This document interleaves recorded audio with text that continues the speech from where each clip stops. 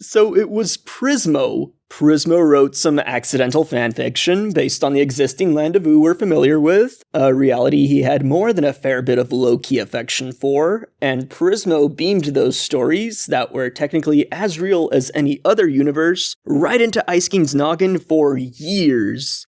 Prismo, what the hell, man? How many Australian beers were you drinking? But let's back up.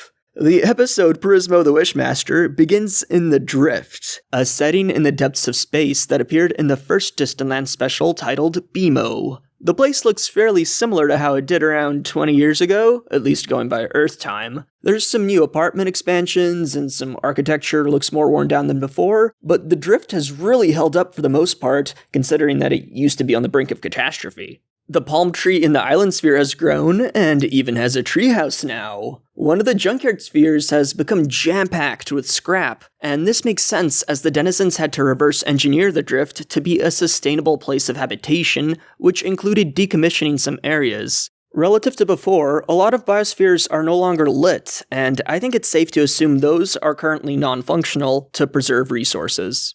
The Drift doesn't really matter for the purposes of this episode, though, as it's just the place where we get acquainted with a brand new character, the work-oriented Scarab, who has the title of God Auditor. Besides keeping gods in line, he appears to take pride in hunting down various cosmic criminals, ranging from deadbeat jerkasses to actual deities, and he can turn them into cute tamagotchi-like eggs with his transforming crystal cane.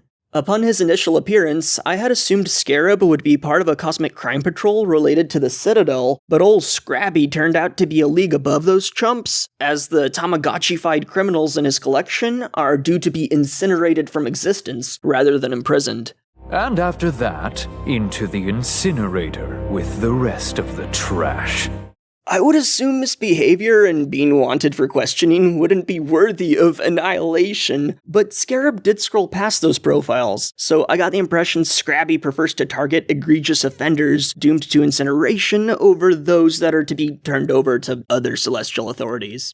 Unless Scarab holds a personal grudge, of course, because this vindictive grasshopper-legged red chud thinks that he should have been the Wishmaster rather than Prismo, and takes the utmost glee in the possibility of bringing Prismo down.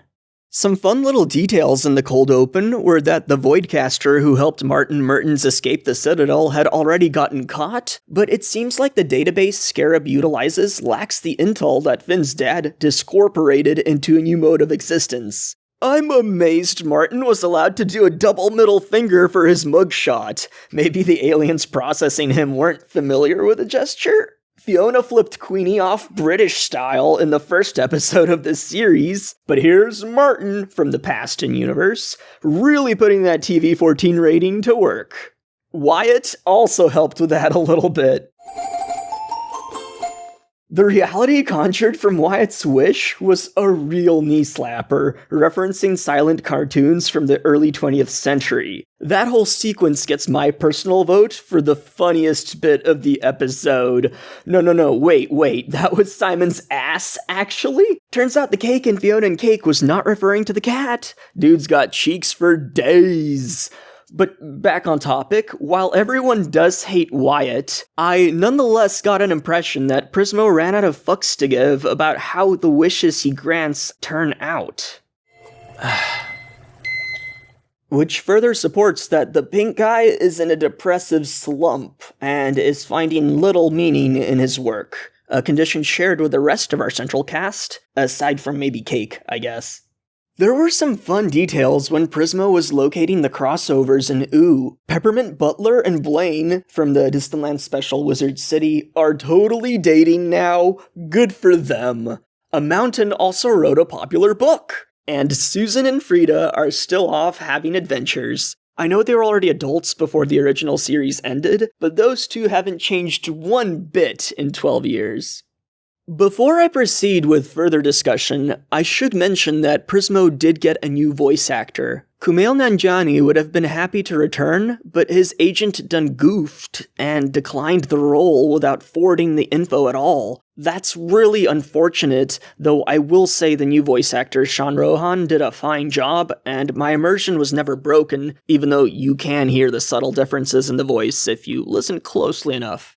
So back to the episode, Prismo is the one who bestows Cake with the propensity for bipedality and grants her the use of opposable thumbs. On first reaction, I thought this was way too sudden of a manner for Cake to regain her stretchy powers, literally from Prismo snapping his fingers, but the exposition dump that followed, revealing that Prismo literally created their whole universe in the first place, more than justified that development.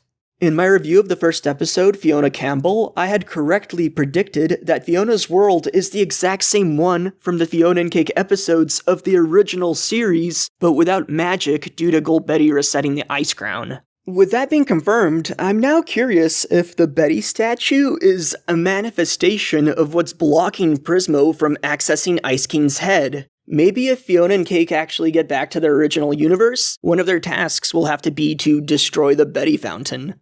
Prismo is also the one who outfits Simon in that classic blue muumuu. Great. Although this time Simon has to go commando, creating the potential for much nudity-based humor. Whoa! Oh. I feel like had Simon just asked for underwear, though, Prismo would have totally obliged. To be fair to Simon, he spends most of the episode trying to drown out the madness and sadness in his mind, so I gotta cut him a break for not asking for undies. Prismo verbally explains so much in this episode. I am actually pleasantly surprised with how much I enjoyed Prismo's lore dump. Normally, a character spouting so much exposition in an episode would feel on the dull side, but the characters all had great chemistry with each other, and the interspersed jokes and flashbacks really helped Prismo's explanations stay captivating and fun. Hey, Ice King, can I store a fan-made alternate universe in your cursed dome? Sure, Magic Flashlight. You can put anything you want in there. It was nice of Prismo to get consent in this arrangement, but it was definitely not informed consent. Then again, getting informed consent from Ice King sounds like a pretty tall order. I really liked the reveal that Prismo wanted to make a world not spurred on by the wish of another, but a world made purely for the sake of creation on his own behalf. After eons of making stuff for others, I wondered what it would be like to make something for myself. It made me think back to the episode Horse and Ball, where James Baxter had to discover how to create art for his own sake to find fulfillment. I adored Prismo's slight smile when Fionna and Cake take delight at the prospect of being outside the rules. You're like free radicals. Awesome. That sounds cool. This was Prismo vicariously experiencing the same emotions that drove him to create Fionna and Cake's world in the first place, and now his own creations are beaming at the prospect of the very same thing Prismo himself desires, to have freedom. They're Fionna and Cake, and they go where they want! Prismo's smile was a brief but really captivating moment for me. I love subtle character work like that, especially when it plays into a decision a character makes later, like it did with Prismo. Obviously, the problem with Prismo's own wishes is that Prismo's role as Wishmaster restricts him from expressing himself in such a way. My boss is gonna drop the hammer! Your boss? Prismo's boss is being teased yet again, and if there was ever a time for revealing that character, I would hope it would be during this miniseries. I'm gonna be a bit bummed if we still don't get an on-screen appearance by the end of Fionna and Cake, despite Prismo's boss having so much emphasis placed on them, both in this episode and back during the Season 7 episode crossover. Now, if that happens, my boss, let me repeat that, my boss will hold me responsible. And by proxy, y'all both will be in the dip too. Now, to talk about Fionna a bit, she's characteristically disappointed to get no cool powers at all, but merely a cosplay outfit that she's not even a fan of, though the revised shorts help with the practicality. I'm a big fan of practicality, I am digging the shorts. I'm quite interested in how Fionna is going to approach the different dimensions in the future. Early into this episode, she had said, "It's like a video game and we're getting upgrades for beating those weirdos."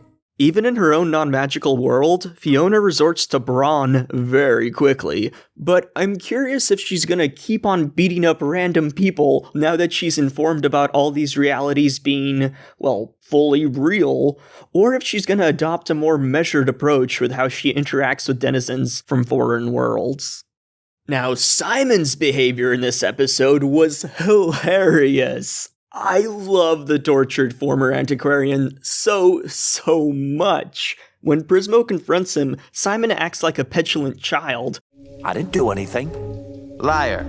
And I am here for that petty brattiness from a sad old man. Whatever, dude. Simon also spends the whole episode chugging beers non-stop. Dude sees free alcohol and just begins going to town to dull his sorrows. Makes me a tad worried about just how often he visits Dirt Beer Guy's bar and the potential for alcoholism. I'll give him a pass for binge drinking this one time, because the Fionna and Cake situation really is a cluster cluck. While Ice King may have agreed to a universe stored in his head as if his noggin was a hard drive, Simon certainly did not. Fionna and Cake also get on Simon's case about how Ice King was better than him and how he looked happier, and that was seriously fucked up. Dang! From fun wizard to sad loser. He wasn't fun. He was insane. I don't know. He looked pretty happy to me. I hope they do apologize once they understand better what Simon has been through. I did not expect Simon to just give up and choose incineration toward the end of the episode, though. What's the point? It was a brief moment of alcohol-fueled apathy before Fionna asked Simon to consider the repercussions to her world and all the people in it, but it was a really dark moment. When you consider that Simon was thinking of ending things, his decision to become Ice King at the end of the episode in order to help others isn't out of left field, as it might seem. So while Simon's antics were extremely funny, his character development so far has been simultaneously extremely sad. Leave it to Adventure Time to pull off that balancing act with so much finesse. To lighten the mood a bit, how about the gonzo source of where time comes from across the multiverse? It's from two titans bashing each other. Seems like Steve Wolfhard came up with these awesome fellas. The colors give me a headache. The Clock Titan has a crack, and I'm curious what that's about, if anything. Leave a comment if you have any thoughts.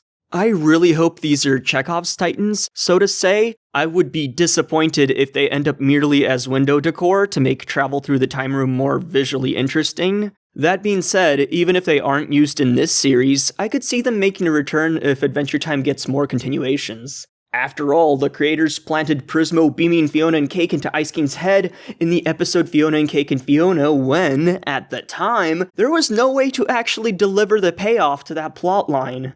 That's wild! But time will tell if the Time Titans will be messed with. Based on the introduction sequence to Fionna and Cake, I'd infer that they probably will be. The episode nears its conclusion with Scrabby blasting apart the wall Prismo was holding back, and Prismo should hopefully be fine, but he'll likely be detained for most of the series from this point forward, I would figure. I'm curious if the solution Prismo came up with right before being blasted Actually, I think I might be able to. Was for Fionna or Cake to make a wish of some sort, cause that seemed like an obvious option that nobody considered for whatever reason. And then yes, the episode ends with Simon deciding that he needs to become Ice King again for everything to get solved, and I'm gonna delay all the thoughts I have on that concept until I see the next few episodes.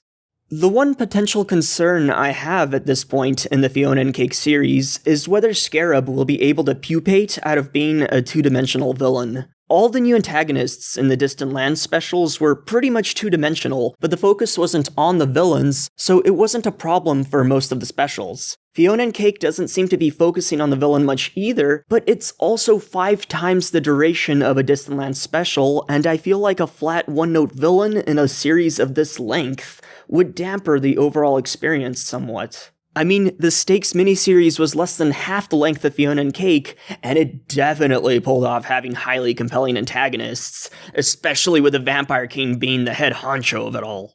Now, so far, Scrabby has been fine, it's only been a single episode, but he's not striking me as someone with much room for development or dynamic and layered interactions with others. I hope there's more beneath the surface to flesh out there, beyond him being merely the reason Fionna Cake and Simon have to keep hopping through different dimensions. After Distant Lands, I would really just like a well-rounded antagonist. Ultimately, I found this episode to be a fantastical experience, and I loved every minute of it. I think episode 2 still edges this episode out by a little bit for me. I think Finn and Simon camping just puts it over the top, but it's really close between the two. I hope the richness of exploring these characters' psyches continues, and I'm eager to see what comes next now that Simon is making more rash decisions. The next 2 episodes are coming out really soon, and I hope you keep tuning in for my reviews. See ya!